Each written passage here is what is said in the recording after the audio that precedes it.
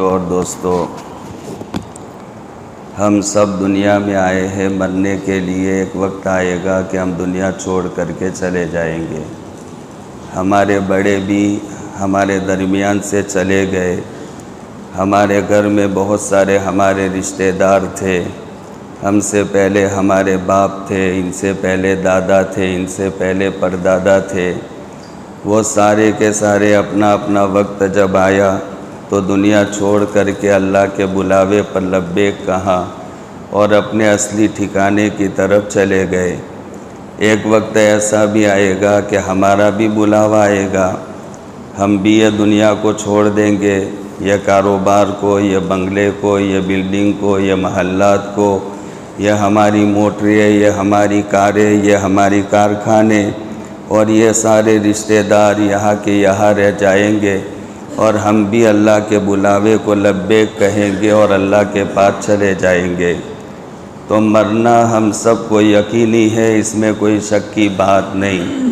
اور یہ بات بھی یقینی ہے کہ جو کچھ ہم مال و دولت جمع کریں گے وہ سارا کا سارا ادھر رہ جائے گا، کوئی ہمارے ساتھ میں نہیں آئے گا۔ ہمارے ساتھ تو ہمارے زندگی کے اعمال ہی آئیں گے۔ اگر نیک زندگی گزار کر کے گئے ہیں قبر میں تو پھر قبر میں فرشتے سوال جواب کریں گے۔ ہم سوال جواب میں اگر پورے اتر آئے تو فرشتے فوراً ایک آگے بڑھ کر کے کہے گا، نم کا نومت العروس، بہت تھک کر آیا ہے دنیا میں، بہت بندگی کر کے، بہت عبادت کر کے، اللہ کو راضی کر کے، قرآن کی تلاوت کر کے، نماز پڑھ کے، اب سو جا اور قبر میں اپنی نیند پوری کر لے۔ ایک فرشتہ آگے بڑھ کر کے کہے گا، افرشوا لہ من الجنتی، اس کے لیے جنت کا بچھونا بچھا دو تاکہ آرام کے ساتھ وہ قبر میں اپنی نیند پوری کر سکے۔ کوئی فرشتہ کہے گا، افتحوا لہ بابا من الجنہ، اس کے لیے قبر میں جنت کی کھڑکی کھول دو، وہاں سے ٹھنڈی ٹھنڈی ہوائیں آئے تاکہ اطمینان کے ساتھ قبر میں وہ اپنی نیند کو پوری کر لے۔ یہ سب اس پر ہوگا کہ ہماری زندگی اگر ٹھیک ہو، قبر بھی ہمیں سلام کرے گی، ہمیں مبارکبادی دے گی اور یہ کہے گی، جتنے میری پیٹھ پر چلنے والے تھے سب میں پیارا تو تھا، سب میں اچھا تو تھا، آج میرے حوالے ہوا ہے تو آج میرا نیک برتاؤ بھی تو دیکھ لے گا کہ میں تیرے ساتھ کیسا اچھا برتاؤ کروں گی۔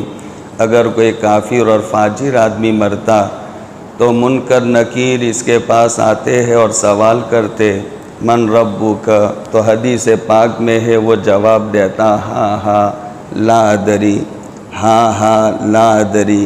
جیسے کوئی بات کا ہمیں علم نہ ہو، کوئی پوچھے، استاد ہمیں پوچھ لے، ٹیچر پوچھ لے، تو ہمیں اس کا جواب معلوم نہ ہو تو وہ طالب علم، وہ اسٹوڈنٹس، وہ ایسا وہ کبھی کھجالنے لگتا، کبھی ادھر ادھر دیکھنے لگتا اور وہ کہتا، جواب نہیں بن پڑتا۔ تو حدیث پاک میں یہی کہا گیا کہ جب وہ سوال کریں گے منکر نکیر تو وہ جواب میں کہے گا، ہاں ہاں ہاں ہاں، وہ اسی معنی میں ہے۔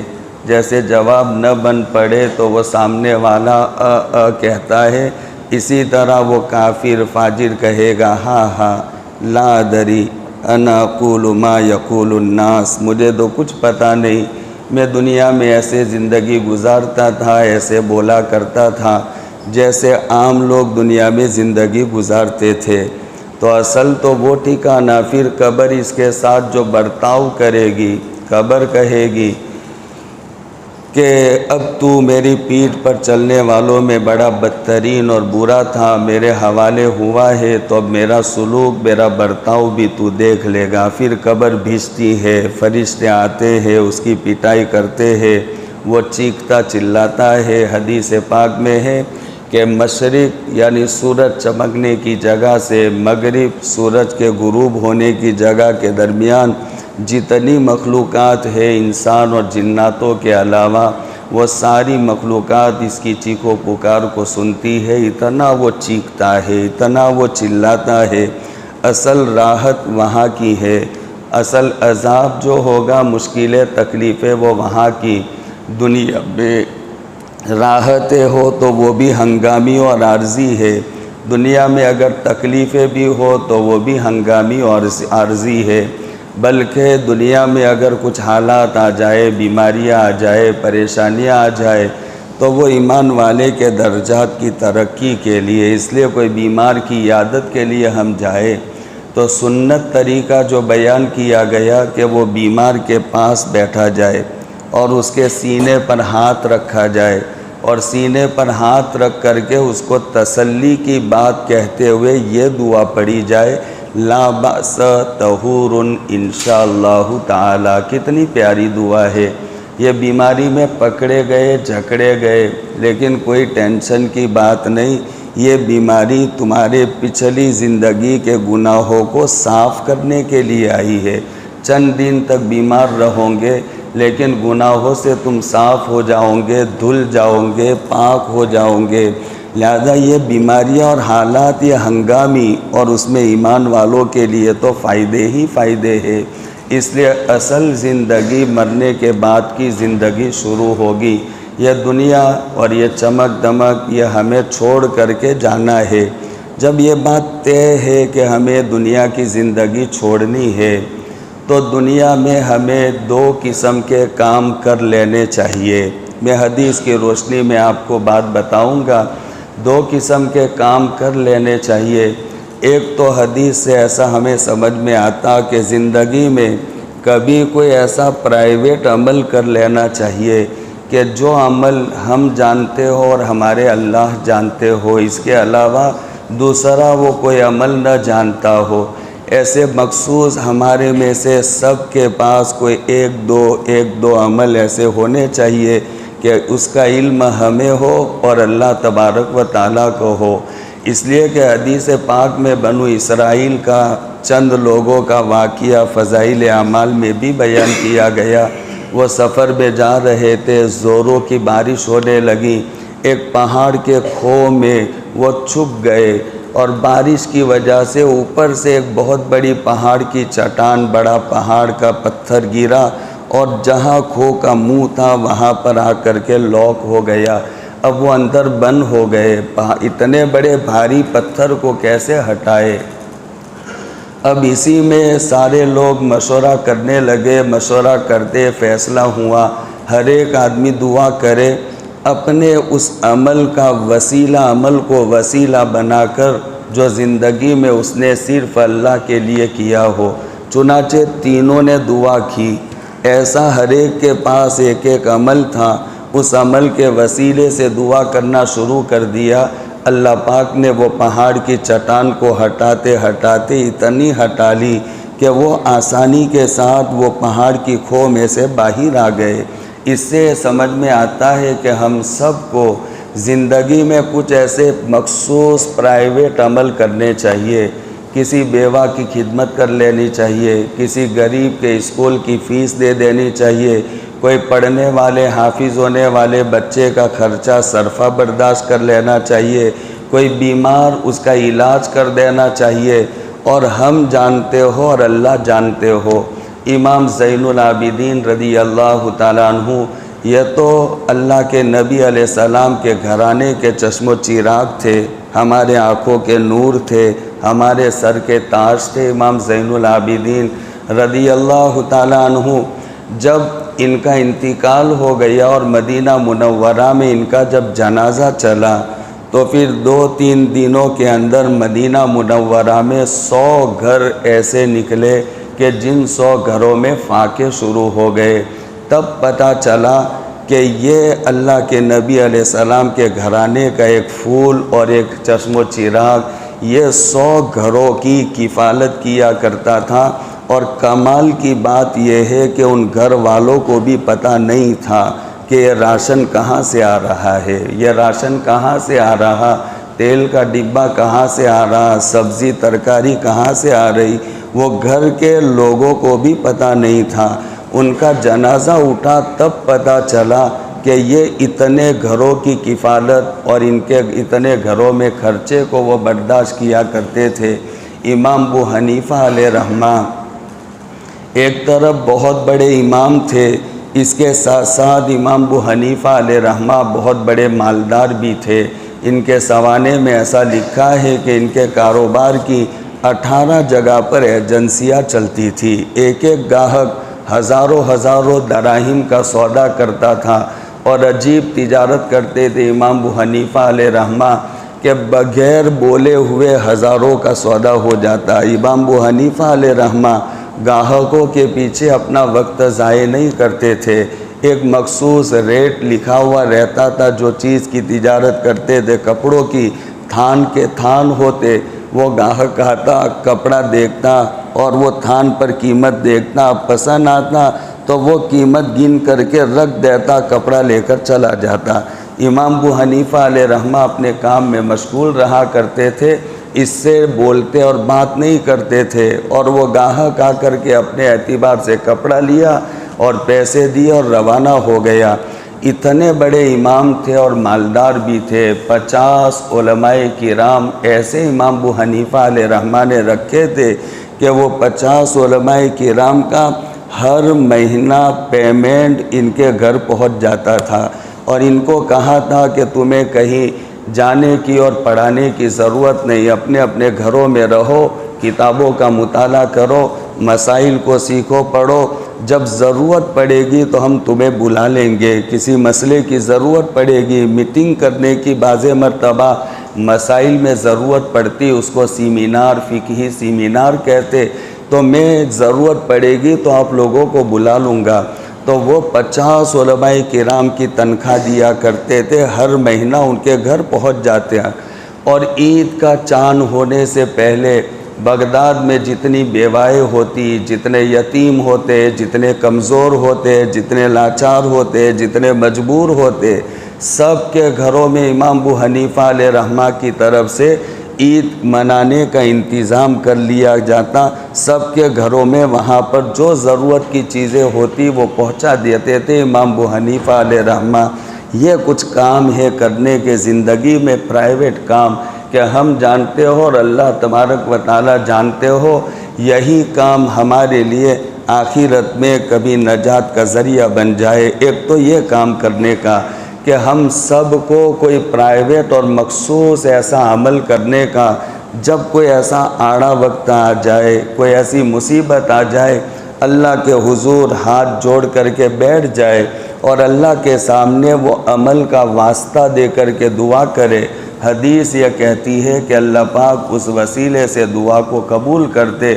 جب کہیں کوئی راستہ نظر نہ آئے تو راستہ حدیث پاک میں ہمارا وہ پرائیویٹ اور مخصوص عمل یہ راستہ ہے کہ اللہ پاک اس کے ذریعے سے ہمارے دنیاوی راستے کھول دیں گے، مسائل کو اللہ پاک حل کر دیں گے۔ اور دوسرا کام یہ کرنا چاہیے کہ میں نے کہا کہ دنیا چھوڑ کر جانا ہے، یہاں سب رہ جائے گا۔ آج جو ہمارے پاس میں مکان ہے، جو ہمارے پاس میں کھیتی کی زمین ہے، کسی کے پاس میں ہوٹل آ گئی، کسی کے پاس میں کارخانہ آ گیا، کسی کی ملکیت میں فیکٹری آ گئی، سوچو یہ سب کل کو کسی اور کی ملکیت میں تھا، اس سے پہلے کسی اور کی ملکیت میں تھا، پر دادا کی ملکیت میں سے دادا کی ملکیت میں آیا، دادا کی ملکیت میں سے ہمارے ابا کی ملکیت میں آیا، اور ابا کے جانے کے بعد ابا کی ملکیت میں سے ہمارے پاس آیا۔ مطلب کیا ہوا؟ یہ مال نہ پردادا کے پاس رہا، نہ دادا کے پاس رہا، نہ ابا کے پاس رہا، تو یہ مال میرے پاس بھی نہیں رہے گا۔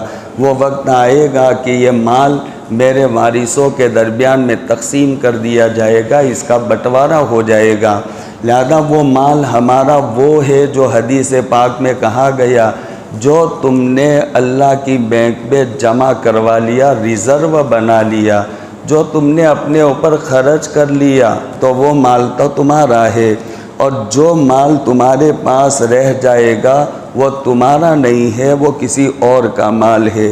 ابھی تمہاری آنکھ بند نہیں ہوئی، ایسی بیماری میں تم پکڑے گئے کہ جو بیماری میں تمہاری موت آ گئی، وہ بیماری میں آدمی کی آنکھیں کھلنا شروع ہوتی، بھان آتی شروع ہوتی کہ میں نے زندگی میں کچھ کیا نہیں، اب میں مرنے لگا ہوں، یہ اتنا سارا مال چھوڑ کر کے جاؤں گا، تو اب وہ آدمی سوچتا ہے کہ وہ مال میں مسجد میں دے دوں، مدرسے میں دے دوں، فلانے سبیل میں دے دوں، فلانا مہمان خانہ بنتا ہے اس میں دے دوں، وہ کالج میں دے دوں، وہ یونیورسٹی بنتی ہے مسلمانوں کی اس میں دے دوں، کوئی اسکول بنتی ہے اسلامی اسکول اس میں دے دوں۔ اب یہ جی چاہتا ہے کہ سارا مال میں دے دوں، لیکن اب شریعت نے بریک لگا دی، نہیں دے سکتے، تمہارے ہاتھ سے وہ موقع نکل گیا۔ اگر تمہیں خوب جی چاہتا ہے تو تمہارے مال کے 3 حصے کرو اور تیسرا حصہ صرف دے سکتے ہو، 2 تیسرے حصے ابھی تم جیتے ہو، اور جیتے جی 2 تیسرے حصوں میں تو تمہارے وارثوں کا حصہ لگ گیا۔ اب تمہارا اس میں کوئی پاور نہیں۔ اگر تمہیں آخرت کے لیے کچھ فائدے کا کام کرنا اور مال خرچ کرنا تو پھر تیسرے بھاگ کے مال میں وصیت کرو، 2 تیسرے بھاگ میں وصیت کرو گے تو بھی تمہاری وصیت کا کوئی اعتبار نہیں ہوگا۔ اس لیے جو مال تم نے دے دیا، خرچ کر لیا، وہ مال تمہارے کام آ جائے گا، ورنہ باقی مال تو تمہارے وارثوں کا ہوگا۔ اس لیے دوسرا کام کیا کرنا؟ حدیث پاک میں ہے کہ آدمی زندگی میں جو اعمال کرتا، ہم نمازیں پڑھتے، اللہ کا بہت شکر ہے کہ اللہ پاک ہم سے نمازیں پڑھواتا ہے۔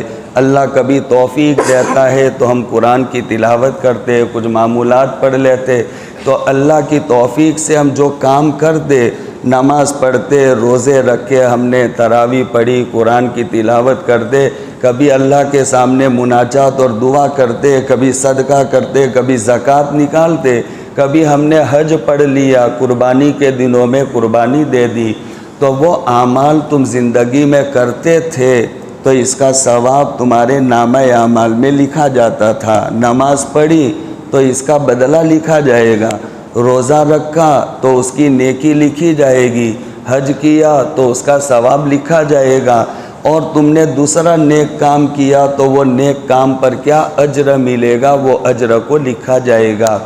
اور جب تمہاری موت آ گئی تو حدیث پاک میں ہے کہ تمہارے سارے اعمال کا ثواب اب لاک ہو جائے گا، اب تمہیں کسی عمل کا ثواب نہیں ملے گا، اس لیے کہ اب کام کرتے نہیں ہو تو اس کا بدلہ کیسے ملے؟ جاب چھوڑ دی تو تمہیں تنخواہ کیسے ملے؟ نوکری کرنا چھوڑ دیا تو تمہیں پگار کیسے ملے؟ مزدوری کرنا چھوڑ دیا تو مزدوری کیسے ملے؟ تو نماز پڑھنا چھوٹ گیا تو نماز کا ثواب نہیں ملے گا، روزے اب نہیں رکھتے تو روزوں کا ثواب نہیں ملے گا، حج اب نہیں کر سکتے تو حج کا ثواب نہیں ملے گا۔ تو آدمی کے جب آنکھ بند ہو جاتی تو زندگی میں جو اعمال کرتا تھا وہ سارے اعمال کا ثواب اب لاک ہو جائے گا، اس کو نہیں ملے گا۔ لیکن حدیث پاک میں کہا گیا چند عمل ایسے ہے، بعض کام ایسے ہے کہ آدمی مر بھی جاتا ہے تو مرنے کے بعد بھی ان کاموں کا ثواب اس کو ملتا رہتا اور اس کے درجے بلند ہوتے رہتے، جہنم سے اس کو دور کیا جاتا، جنت سے اس کو قریب کیا جاتا۔ بعض اعمال مرنے کے بعد بھی اس کا سلسلہ چلتا رہتا۔ جب ایسے اعمال ہم کو اللہ کے نبی علیہ السلام نے بتائے ہیں کہ اس کا ثواب تمہیں مرنے کے بعد بھی ملے گا، تمہارے درجات، تم مر جاؤ گے لیکن ان اعمال کی وجہ سے تمہارے درجات بلند ہوتے رہیں گے، ان اعمال کی وجہ سے تم جہنم سے دور ہوتے رہو گے، ان اعمال کی وجہ سے جنت سے قریب ہوتے رہو گے۔ تو دوسری بات مجھے بتانی تھی وہ یہ ہے کہ ہمیں یہ حدیث میں جو کام بتائے جا رہے ایسے کام ہمیں زندگی میں کر لینے چاہیے تاکہ وہ مرنے کے بعد بھی ہمیں کام آئے۔ پیارے بھائیوں، اچھے بھائیوں، نیک بھائیوں اور نماز پڑھنے والے اللہ کے نیک بندوں، کوئی کسی کو یاد نہیں کرتا مرنے کے بعد۔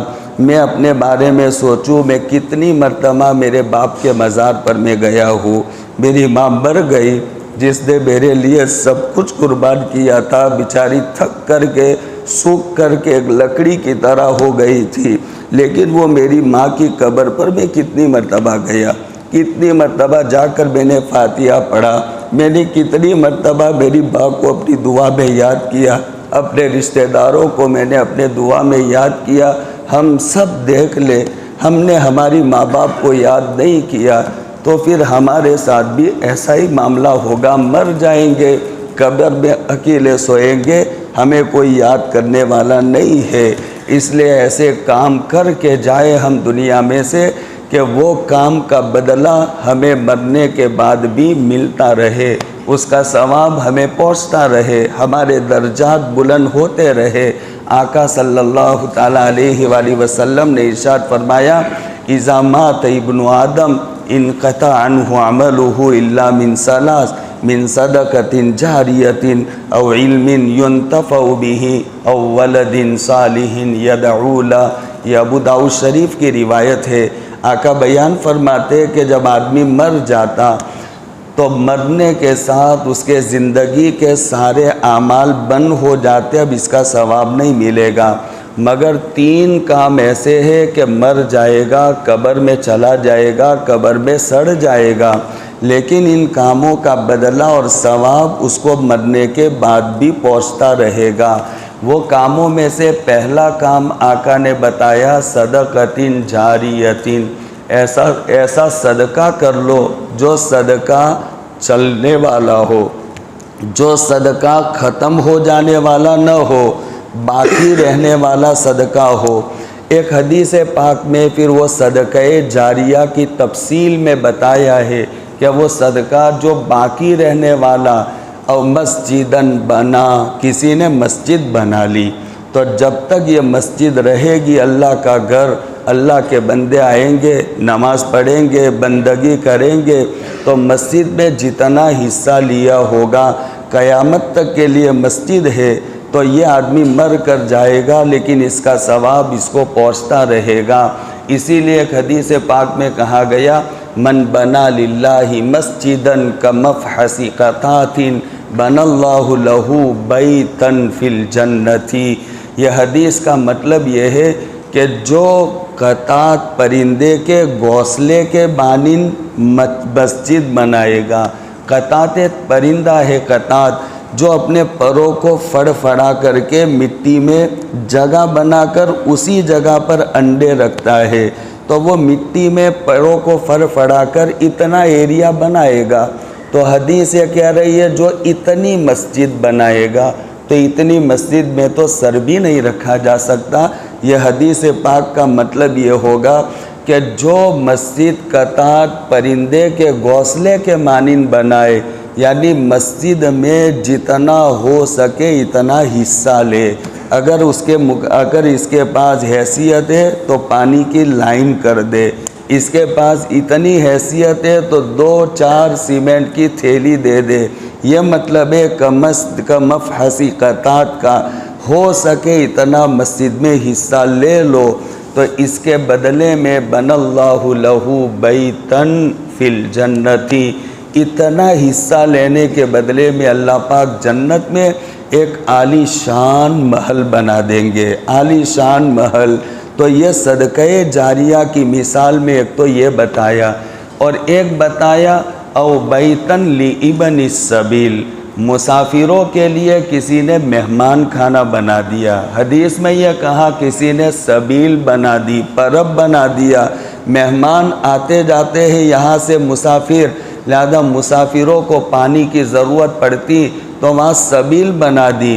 یہ بات تو یاد رکھو، میں اس لیے سمجھاتا، عام طور پر ہمارے دماغوں میں اتنی بات ہے، مسجد کا چندہ آئے تو پیسے دو، مدرسے کا آئے تو پیسے دو، ان دونوں کو جب ہم صدقہ سمجھتے، صدقہ جاریہ، حدیث میں اور بھی شکلیں بتائی ہے۔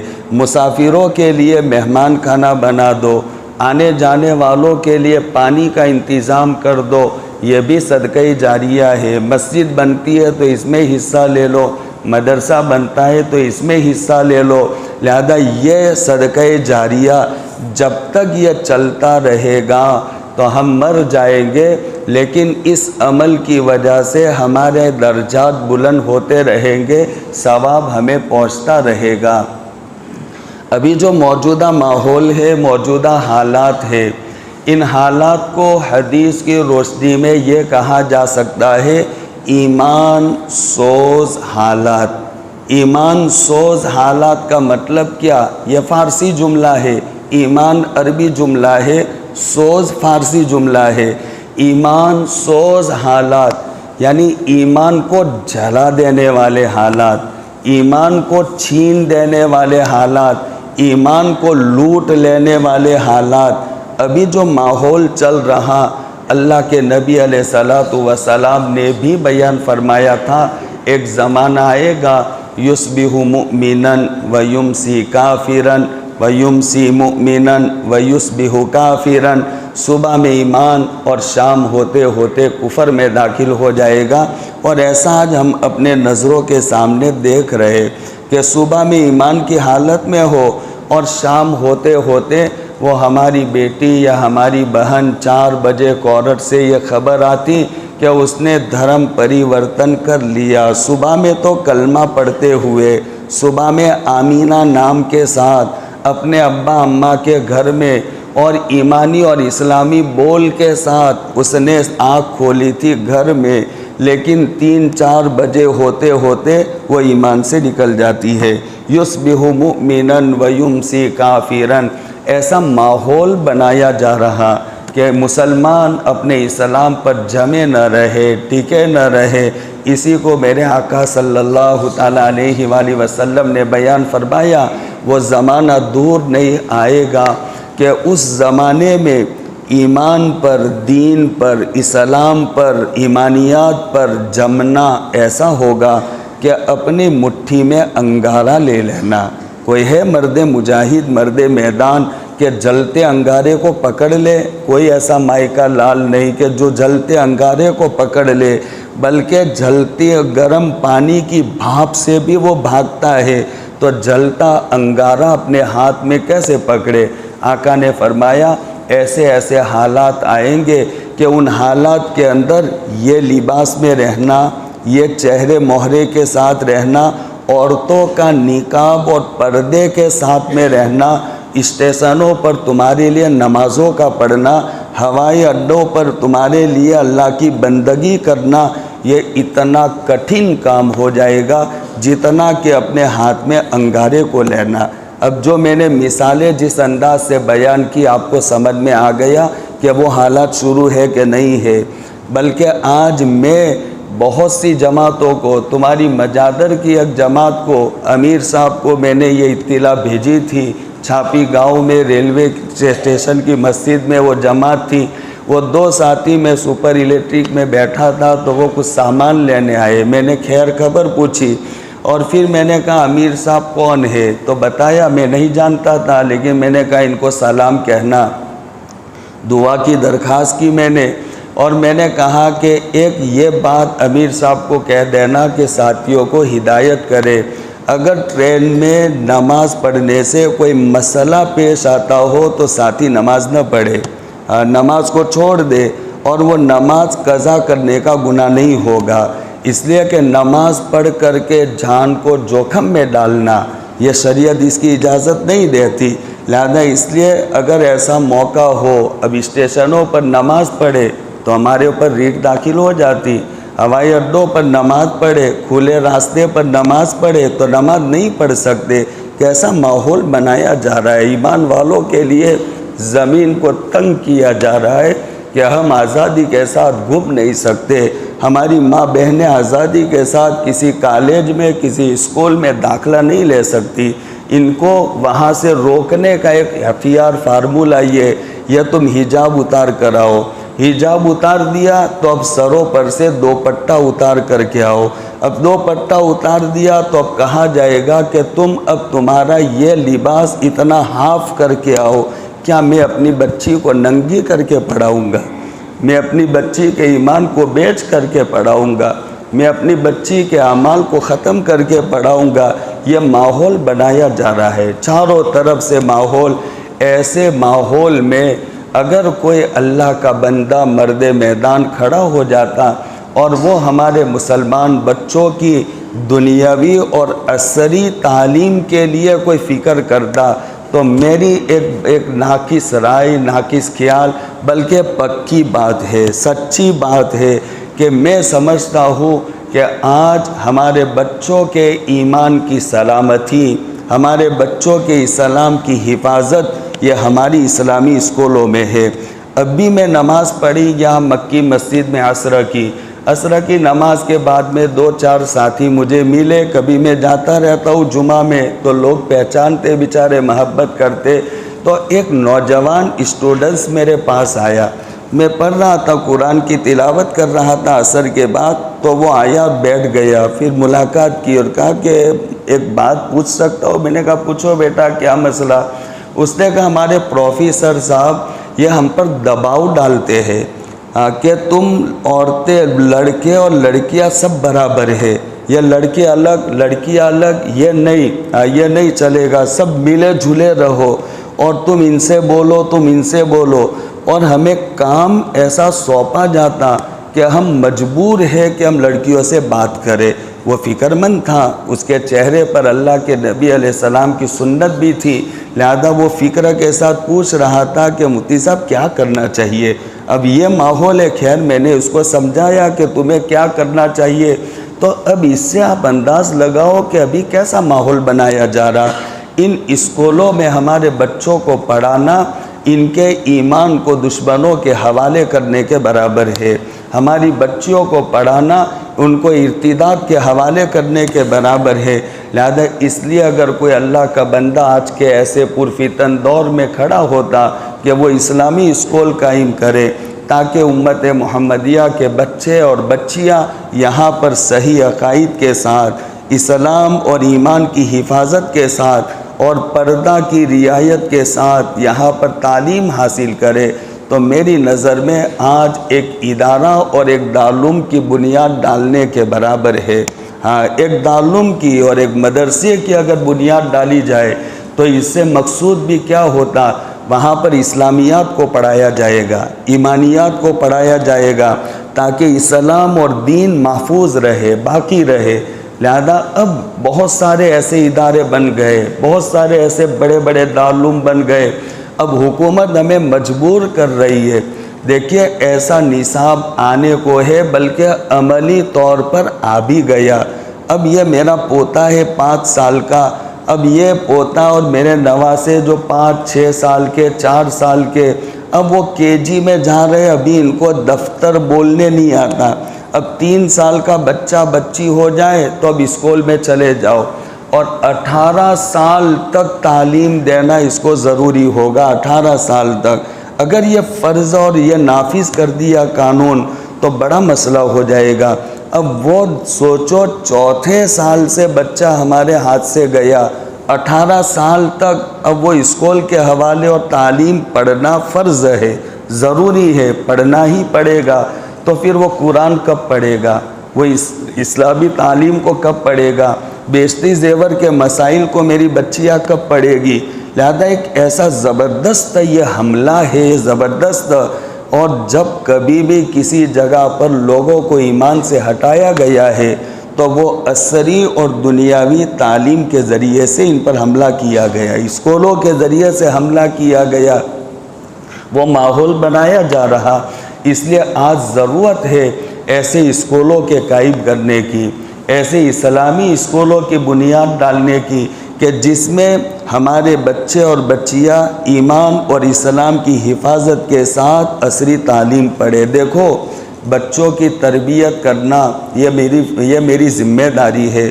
کلکم رائن وکلکم مسئول عن رعیتہ، تم میں کا ہر ایک آدمی ذمہ دار ہے، اور اس کو اپنے ماتحتوں کے بارے میں، بیوی کے بارے میں تم سے پوچھا جائے گا، تمہاری اولاد کے بارے میں تم سے پوچھا جائے گا، تمہاری ذمہ داری ہے۔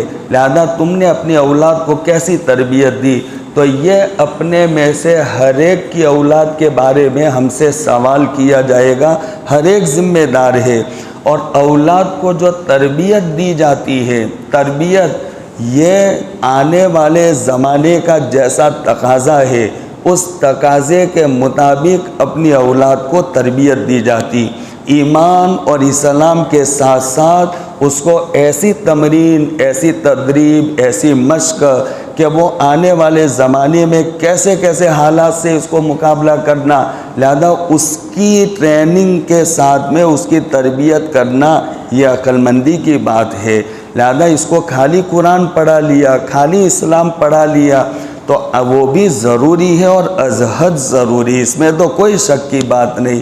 ہمارے مکاتب ہے، وہ مکاتب اس پر ہم دل کی گہرائیوں سے شکر ادا کرتے۔ یہ مکاتب قرآنیہ اور یہ ادارے اور یہ دارالعلوم یہ تو اسلام کے قلعے ہے، بولا جاتا ہے نا اسلام کے قلعے۔ آج میں اس کا مطلب سمجھاتا ہوں، سمجھو اسلام کے قلعے کا کیا مطلب ہے۔ اگر یہ مکاتب اور یہ مدارس نہیں ہوں گے تو ہمارا دین محفوظ نہیں رہے گا۔ دین کو بچانے کا کام، دین کو باقی رکھنے کا کام یہ مکاتب والے کرتے، مدارس والے کرتے۔ جس وقت مکاتب اور مدارس ختم ہو جائیں گے تو دین باقی بچے گا نہیں۔ دین بچے گا نہیں تو کون سے دین کی تم تبلیغ کرو گے، کون سی دین کو امت تک پہنچاؤ گے؟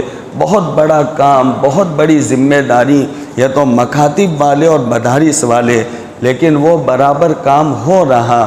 اب اس کے ساتھ ساتھ جو ہمیں چیلنجز ہے جس کا ہمیں مقابلہ کرنا، وہ عصری تعلیم اب یہ ضروری ہوتی جا رہی، ہم سب کے لیے، ہمارے اولادوں کے لیے ضروری۔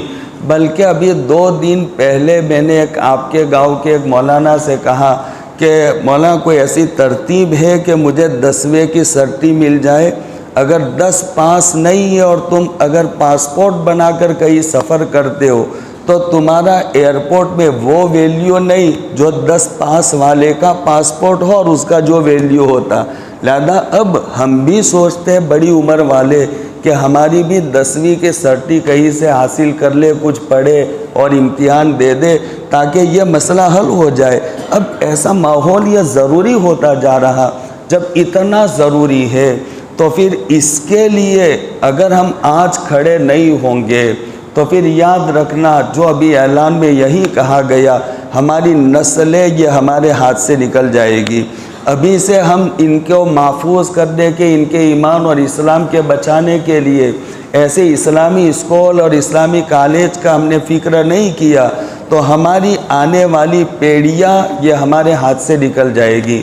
اس لیے اگر اس کا فکر لے کر کوئی کھڑا ہو، کوئی کام کرتا ہے تو میری نظر میں یہ آج کے دور کا تقاضا ہے، ایک مدرسے کی بنیاد ڈالنے کے برابر ہے، ہمارے آنے والی نسلوں کے ایمان اور اسلام کی حفاظت کا ایک ذریعہ ہے۔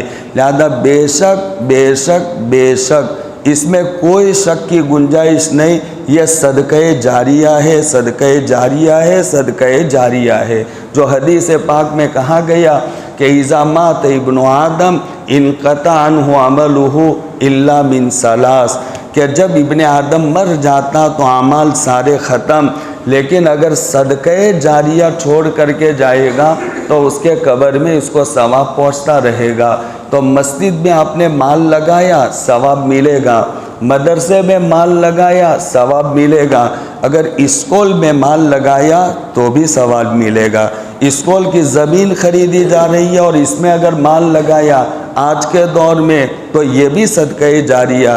بلکہ حدیث پاک میں یہ کہا گیا آپ صدقہ کرو تو ایسے صدقہ کرو کہ داہنے ہاتھ سے کرو تو بائیں کو پتہ نہ چلے، یعنی صدقہ بہت چھپ کر، اس میں اعلان نہیں ہوتا، اور ہدیہ میں اعلان ہوتا ہے، ہدیہ میں ریاکاری ہوتی، کسی کو گفٹ دینا تو ایک اللہ کے بندے کی طرف سے ہدیہ، تو یہ ہدیہ دینے کی شکل نہیں ہے، بلکہ اس میں تو اپنا نام کہ فلانے صاحب کو ان کی طرف سے تمام مدرسین کو 1,000 روپیے، جلسے میں شرکت کرنے والے تمام بچوں کو فلانے حاجی صاحب کی طرف سے، ایک بندے خدا کی طرف سے سارے مدرسین کو اتنے پیسے۔ یہاں پر نام چھپانا نہیں ہے، یہاں پر نام کو ظاہر کرو تاکہ اساتذہ مدرسین کے دلوں میں دینے والے کی محبت آئے، یہ مقصود ہے۔ تو بعض مرتبہ ریاکاری مقصود ہوتی ہے، اور بعض مرتبہ چھپانا مقصود ہوتا ہے، چپکے سے کام کرنا مقصود ہوتا ہے۔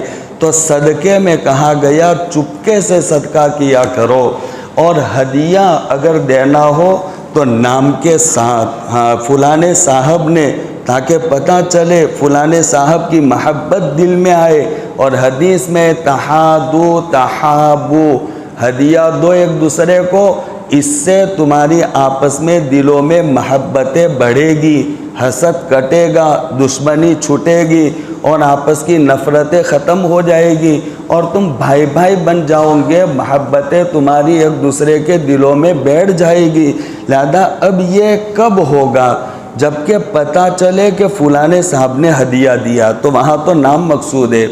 تو اب بعض مرتبہ صدقہ اگر کوئی علانیہ کرتا ہے تو وہ علانیہ صدقہ کا ثواب بڑھ جاتا ہے، جبکہ اس کے اعلان کرنے کی وجہ سے صدقہ اتنے کا میں دے رہا ہوں کھڑا ہو کر کے وہ بیان کرے، اور مقصد یہ ہو کہ میرے یہ بولنے کی وجہ سے بہت سارے اور لوگ بھی کھڑے ہو جائیں گے، لہذا وہ بولنے کی وجہ سے دوسروں کو ہمت ملے گی، اس نے ایک نیا طریقہ ڈالا۔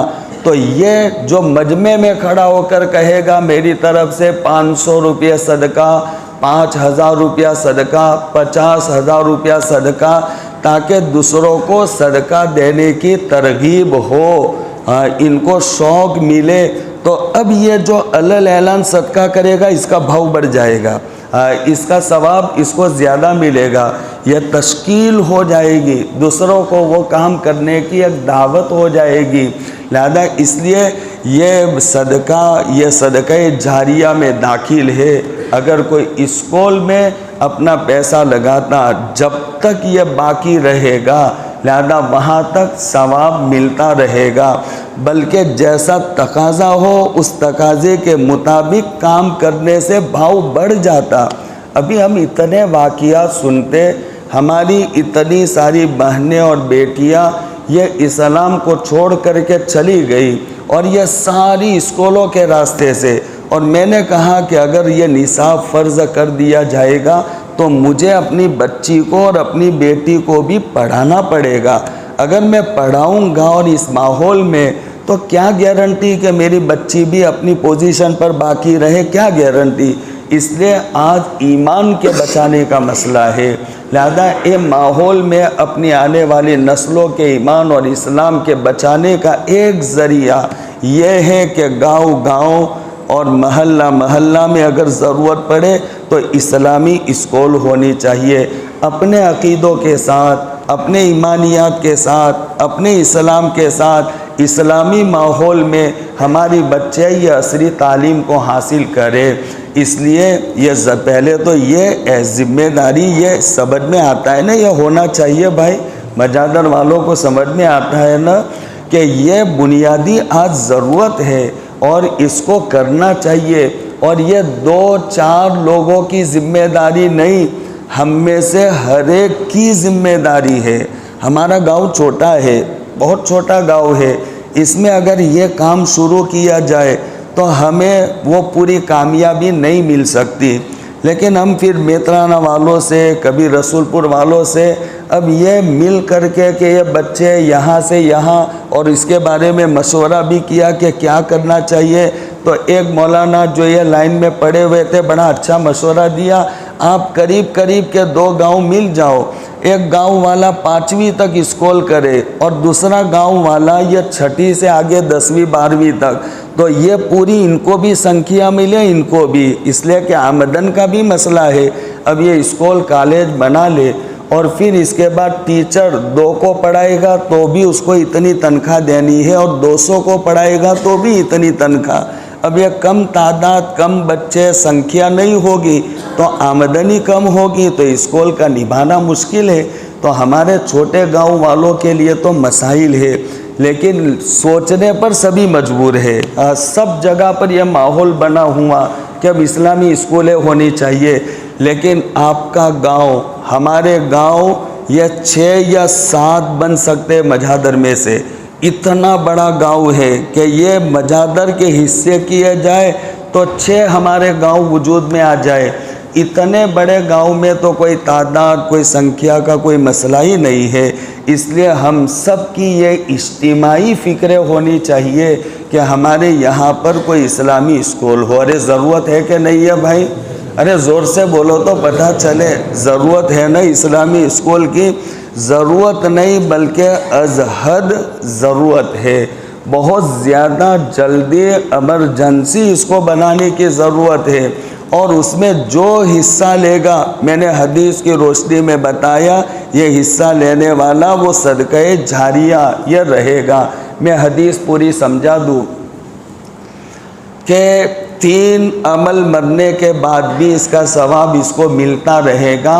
ایک تو یہ صدقہ جاریہ جس کی میں نے کچھ شکلیں بتائی، اور دوسرا علم ينتفع به، ایسا علم کہ مرنے کے بعد اس کے علم سے فائدہ لوگ اٹھائے تو مر جائے گا۔ کسی نے کتاب لکھی، حضرت شیخ نے فضائل اعمال لکھی، اب وہ بیچارے چلے گئے، ہر مسجد میں ہر زبان میں ان کی کتاب پڑھی جاتی ہے اور کتنوں کو اس سے ہدایت ملتی۔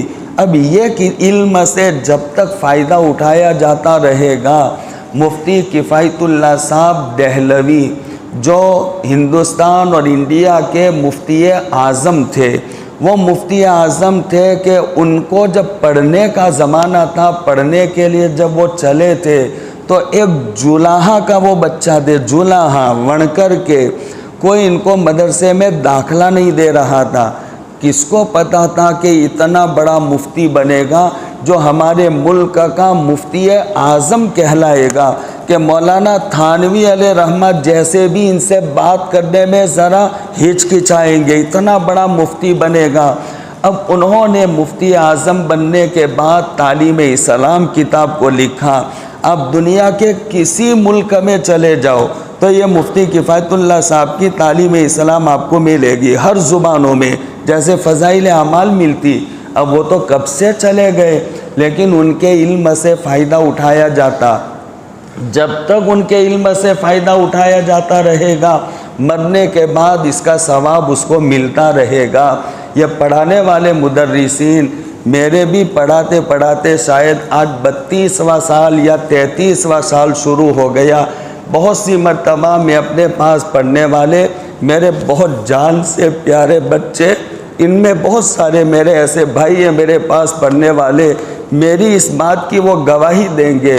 میں کئی مرتبہ ان بچوں کے سامنے کہتا ہوں، اور کہتے کہتے کبھی میرا دل بھر آتا ہے تو میں رو پڑتا ہوں، اور میں ان بچوں سے کہتا ہوں، بیٹا ہم نے اپنی جوانی کو تمہارے پیچھے لگا لی، ہم چاہتے تھے تو اللہ نے ہمیں دماغ دیا تھا، ہمیں صلاحیت دی تھی، ہم ہوٹلیں قائم کر سکتے تھے، فیکٹریاں بنا سکتے تھے، بڑے اچھے اچھے کاروبار کر سکتے تھے، لیکن اے میرے پیارے بچوں، آپ لوگ میرے لیے ہوٹلیں ہو، آپ لوگ میرے لیے کارخانے ہو، آپ لوگ میرے لیے فیکٹریاں ہو، میں تو مر جاؤں گا، لیکن مرنے کے بعد آپ جو کام کرو گے، کوئی پڑھائے گا، ہمارے قبر میں ڈھیر سا ثواب پہنچتا رہے گا۔ یہ ہے علم ينتفع به، آدمی کے علم سے، اس کے پاس کوئی بچہ حافظ بنا، کوئی عالم بنا، کوئی پڑھ لیا، وہ جب تک عمل کرتا رہے گا، کسی کو پڑھاتا رہے گا، سلسلہ چلتا رہے گا، تو اس کو اس کے مرنے کے بعد اس کا ثواب برابر پہنچتا رہے گا۔ اور تیسرا عمل بتایا، ولد صالح يدعو له، یہ بھی یہاں جو ابھی مقصد ہے، یہ مقصد میں داخل ہے۔ کوئی والدین اپنی اولاد کو نیک بنا کر کے جائے تو اولاد کو صالح بنا کر کے جائے گا۔ اگر چاہتا وہ اس کے والدین چاہتے تو اپنے بچے کو نیک بنانے کے بجائے وہ دنیاوی تعلیم دے کر ایمان سے، اسلام سے دور کر کے اس کو بالکل انگریز بنا دیتے، لیکن وہ والدین نے چاہا میرا بچہ اسکول پڑھنے کے ساتھ ساتھ نیک بھی رہے، صالح بھی رہے، اس میں پردہ بھی رہے، اس کا ایمان عقیدہ بھی باقی رہے، نماز سے اہمیت بھی باقی رہے، اور دینی مسائل کے ساتھ مناسبت رہے۔ لہذا اس لیے اپنے اولاد کو نیک بنانے کے لیے اس نے فکریں کی، تو وہ نیک اولاد جب تک نیکی کا کام کرتی رہے گی تو وہ اپنے والدین کو اس کا ثواب پہنچائے یا نہ پہنچائے، ماں باپ نے ان اولاد کو نیک بنایا ہے، ان کو نیک بنانے کی فکریں کی ہے، تو جب تک یہ اولاد نیک رہے گی، نیکی پر چلتی رہے گی، تو ان کے والدین کو ان کے نیک اعمال کا ثواب بغیر نیت کے پہنچتا رہے گا۔ تو یہ حدیث میں کہا گیا چند کام ایسے ہیں کہ وہ کام مرنے کے بعد بھی ہمیں اس کا ثواب ملتا ہے، اس کی وجہ سے ہمارے درجات بلند ہوتے، ان میں سے ایک صدقہ جاریہ۔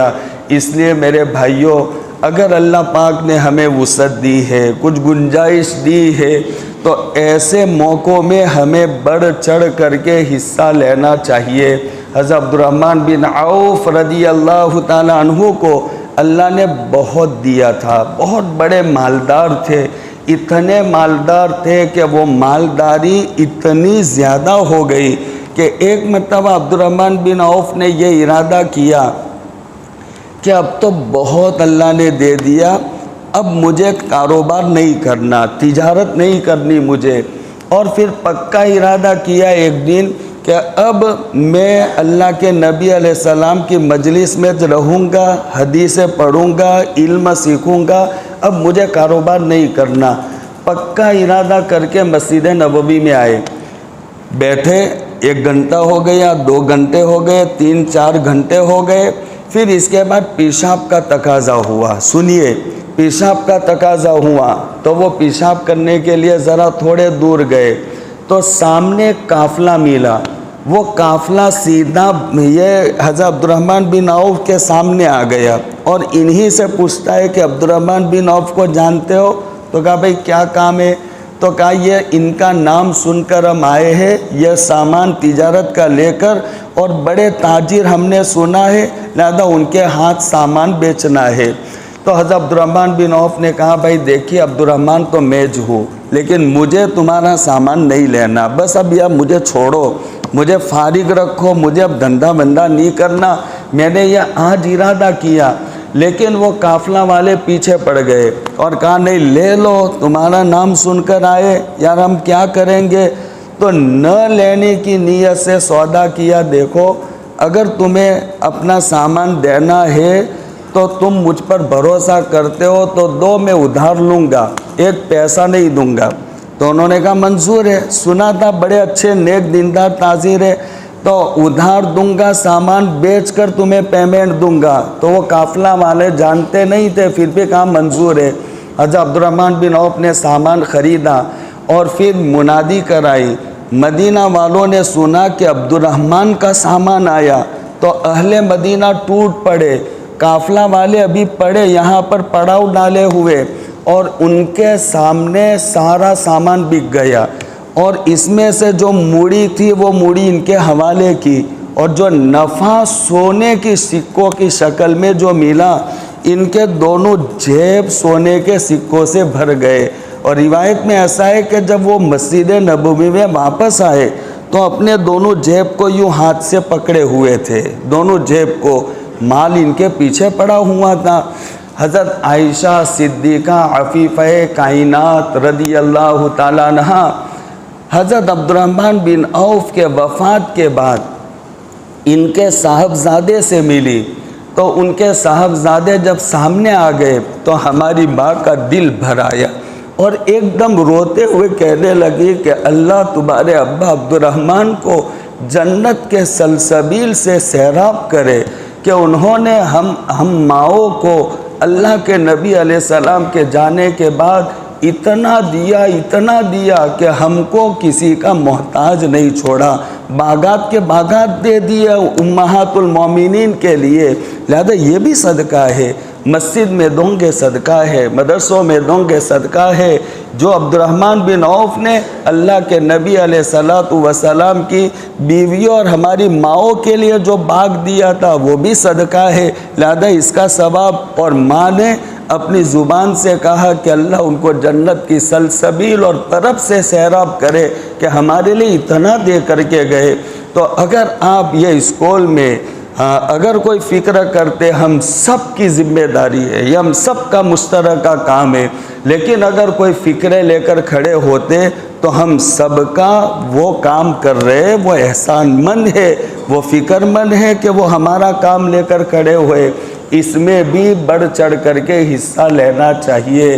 ہمارے گاؤں میں بہت زیادہ ضرورت ہے اس بات کی، فکر کرنے والے ساتھیوں نے فکر کر کے اس کے لیے جگہ بھی رکھ لی ہے۔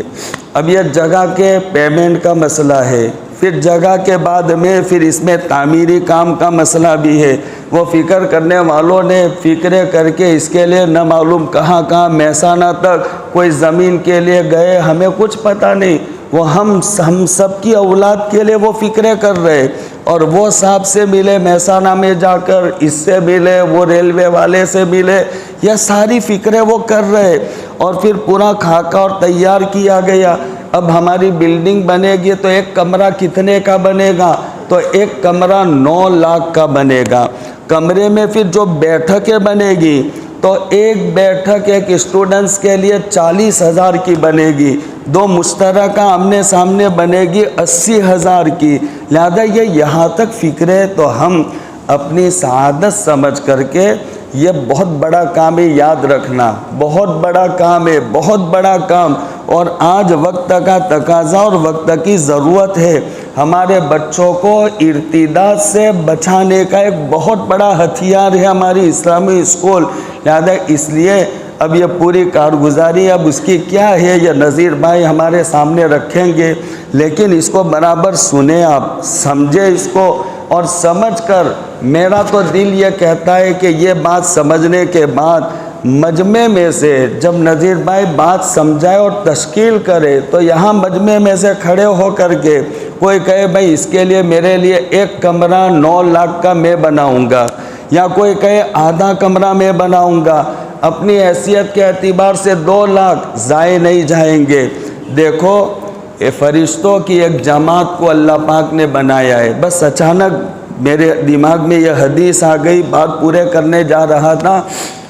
فرشتوں کی جماعتیں الگ الگ ٹیمیں اللہ پاک نے بنا کر ان فرشتوں کو الگ الگ کام سونپا ہے اللہ نے۔ ایک فرشتوں کی جماعت کو اللہ نے یہ کام سونپا کہ تم قیامت تک صرف یہ دعا دیتے رہو۔ کون سی دعا؟ اللہم آتی منفقن خلفا، اللہم آتی ممسکن تلفا۔ اور فرشتوں کی دعا مستجاب، یعنی کبھی رد نہیں ہوتی۔ وہ فرشتے دعا کرتے، اے اللہ جو دینے کی جگہ پر دے اور خرچ کرے تو تو اس کا بدلہ دنیا میں دے دے، اور فرشتے کی دعا قبول، اور اس کا بدلہ دنیا میں ملے گا، اگر اس کو نہیں ملے گا تو اس کے اولاد کو ملے گا۔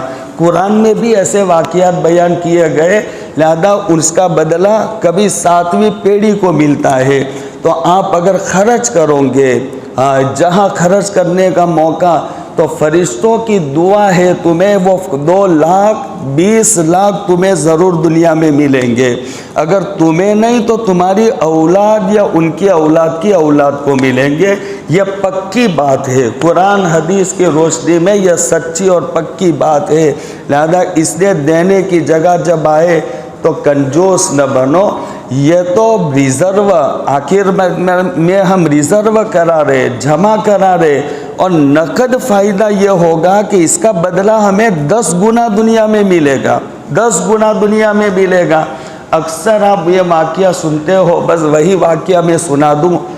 رابعہ بصریہ بہت بڑی اللہ کی ولیہ، اللہ کی نیک بندی تھی رابعہ بصریہ۔ اتنی اللہ کی نیک بندی تھی کہ وہ جب مر کر کے قبر میں گئی تو قبر میں فرشتے آ گئے، ان کا نام ہے منکر نکیر، لیکن مشکاۃ شریف کی ایک شرح ہے مظاہر حق، اس میں لکھا ہے بڑی اچھی بات کہ نیک لوگوں کے پاس وہ آنے والے فرشتوں کا نام مبشر بشیر ہے۔ وہ ڈرانے کے لیے نہیں آتے، وہ اللہ کے نیک بندوں کے پاس تو وہ فرشتے بشارت دینے کے لیے آتے، خوشخبریاں سنانے کے لیے آتے۔ تو اس کے پاس وہ مبشر بشیر 2 فرشتے آ گئے اور سوال کر لیا، من ربو کی، تمہارا رب کون ہے؟ تو رابعہ نے پلٹ کر ان سے یہ سوال کر لیا کہ تم کہاں سے آ رہے ہو؟ تو کہا کہ تم کون ہو؟ تو کہا ہم اللہ کے فرشتے۔ کہاں سے آ رہے ہو؟ کہ آسمان سے آ رہے۔ اچھا آسمان سے آئے ہو، آسمان اور زمین کے درمیان کتنا فاصلہ ہے؟ تو کہا 500 سال کا۔ اچھا 500 سال تم لوگ نیچے آ گئے؟ کہ ہاں۔ اچھا اب بتاؤ من ربکما، تمہارا رب کون ہے؟ تو کہا اللہ کی بندی کیسا سوال کرتی ہے تو، کیا ہم اللہ کو بھول جائیں گے؟ تو کہا 500 سال نیچے آئے ہو؟ ارے کہ 500 سال کیا 5000 سال نیچے بھی آئے تب بھی ہم ہمارے رب کو نہیں بھول سکتے۔ تو وہ رابعہ نے جواب دیا پھر تم اس اللہ کی بندی کے بارے میں کیا خیال رکھتے ہو جس نے زندگی میں 1 سیکنڈ بھی غفلت میں نہیں گزارا، اور وہ تو خالی زمین سے 5 فٹ نیچے آئی ہے؟ تو کیا زمین سے 5 فٹ نیچے آئے اور رب کو بھول جائے؟ ایک روایت ایسی ملتی ہے کہ سوال کیے بغیر وہ فرشتے اللہ کے پاس چلے گئے کہ یہ بندی تو ہم پر چڑھ بیٹھتی ہے، عجیب قسم کی اللہ کی بندی۔ خیر پھر وہ آگے تفصیل الگ ہے، وہ آئے اور سوال جواب ہوا اور مکمل ہو گیا۔ وہ رابعہ روزے سے تھی۔ سنیے دینے پر پکی بات ہے 10 گنا ملے گا، اگر 10 گنا لینا ہو تو ایسی جگہ پر دینے کے لیے کھڑے ہو جانا۔ تو روزے سے تھی، اس کی خادمہ وہ بھی روزے سے تھی۔ عصر کی نماز پڑھی، افطار کا وقت قریب آ رہا تھا، اور اتنے میں ایک سائل آ گیا اور گھر میں خالی 2 روٹیاں تھی، سالن بالن کچھ نہیں تھا، 2 روٹیاں تھی، اور سائل نے صدا دے دی بھائی دے دو اللہ کے نام پر، جو دے اس کا بھی بھلا جو نہ دے اس کا بھی بھلا، یہ صدا دے دی۔ رابعہ نے کہا خادمہ سے 2 روٹیاں دے دو، دے دی۔ خادمہ کو اچھا نہیں لگا لیکن پھر بھی حکم تھا، دے دیا۔ افطار کا وقت قریب آتا گیا، یہاں تک کہ افطار کا وقت ہو گیا اور کچھ تھا نہیں، تو پانی سے روزہ کھول دیا۔ تو اب خادمہ سے رہا نہیں گیا تو کہا کہ رابعہ اگر آپ کو دینا تھا تو 2 روٹی میں سے 1 دے دیتی، تو بھی روزے سے میں بھی روزے سے، تو 1 روٹی ہمارے لیے افطار میں کام آتی۔ رابعہ کچھ بولی نہیں، مغرب کی نماز میں مشغول ہو گئی۔ تھوڑی دیر کے بعد دروازہ کسی نے کھٹکھٹایا، ٹک ٹک ٹک۔ رابعہ نے کہا دیکھو کون ہے؟ تو وہ خادمہ جواب لے کر آئی، کوئی اللہ کا بندہ ہے، روٹیوں کا ٹوکرا لے کر آیا ہے، آپ کو دینا چاہتا ہے۔ تو رابعہ نے کہا کہ جاؤ پوچھو کتنی روٹیاں ہے؟ تو جا کر پوچھا تو جواب لے کر آئی کہ 10 روٹیاں ہے۔ رابعہ نے کہا اس سے کہو یہ روٹیاں میری نہیں کسی اور کی ہے، جاؤ اس کو کہہ دو۔ چلا گیا۔ تھوڑی دیر کے بعد ایک دوسرا آدمی روٹیوں کا ٹوکرا لے کر آیا، دروازے پر دستک دی۔ رابعہ نے کہا دیکھو، خادمہ جواب لے کر آئی، ایک صاحب آئے ہیں، روٹیاں لے کر آئے اور 20 روٹیاں لے کر آئے اور آپ کو دینے کے لیے آئے۔ رابعہ نے کہا ٹھیک ہے ہماری یہ لے آؤ، اس لیے کہ حدیث میں جو دے گا 2 تو اس کا کم سے کم 10 گنا، 1 دے گا تو کم سے کم 10 گنا بڑھا کر ہم دیں گے۔ ہم نے 2 روٹیاں دی تھی، ہمیں پکا یقین تھا کہ 10 گنا اللہ 20 دے گا، تو 10 لے کر ہم آدھے کا نقصان کیوں کرے؟ یہ یقین کے ساتھ اگر آپ دوں گے 1 لاکھ تو میرے بھائیوں، اچھے بھائیوں، اسکول میں دوں گے 1 لاکھ، صدقہ جاریہ تو بنے گا، اس کے ساتھ آپ کو اللہ 10 لاکھ دے گا۔ آپ کو نہیں دے گا تو آپ کی اولاد کو دے گا۔ تو اپنی صلاحیت کے اعتبار سے حصہ لینا چاہیے۔ میں اخیر میں خالی اتنا مشورہ آپ لوگوں کو دے سکتا ہوں، اتنا بڑا گاؤں ہے، اپنی اپنی صلاحیت کے اعتبار سے اس میں بڑے اچھے اچھے لوگ بھی ہیں، اللہ نے ان کو صاحب ثروت حیثیت بنایا، وہ 1 کمرہ بھی بنا سکتے۔ اور یہ گمجادر گاؤں کی تاریخ ہے آج تک، اس کو بدنام مت کرو۔ یہ مسجد بنی تو کہیں باہر سے 1 روپیہ نہیں آیا، مدرسہ بنا تو کہیں باہر سے نہیں آیا، جو کام ہوا، جتنا کام ہوا خیر کا، مسجد مدرسہ جو بنا سارا مجادر کے پیسوں سے بنا۔ اب ایک ضرورت پڑ گئی ہے اسکول کالج کی، تو اس کے لیے ہم چندہ کی تھیلی لے کر باہر جائیں گے، اتنے بڑے گاؤں میں ڈوب بننے کی بات ہے، وہ بھی ضرورت ہمارے گاؤں سے پوری ہوگی نا انشاءاللہ۔ ہم کہیں نہیں اور دل کھول کر کے بڑھ چڑھ کر کے حصہ لیں گے ہم. اور جو نہیں دے سکتے یعنی زیادہ، تو ان کو میرا آخری درجے میں مشورہ ہے کہ جو جتنی ملازمت کرنے والے ہیں، ہر ایک یہ مدرس ہو یا نوکری ملازمت کرنے والے، ہر ایک یہ ارادہ کرے کہ میں اپنی ایک تنخواہ تو ضرور دوں گا. اب ایک گھر میں 5 بھائی کمانے والے، تو ایک تنخواہ 12-15 ہزار، تو ایک گھر میں سے 75-70 ہزار آ جائیں گے. ہر ایک اپنی ایک تنخواہ جمع کرا لے، اپنی حیثیت کے اعتبار سے دینے والے 2 لاکھ 5 لاکھ. لیکن پھر آخری درجہ جو چاہتے دینا نہیں دے سکتے، تو وہ ایک تنخواہ صرف دینے کی نیت کر لے. کرتے ہو نا بھائی؟ جی اب سن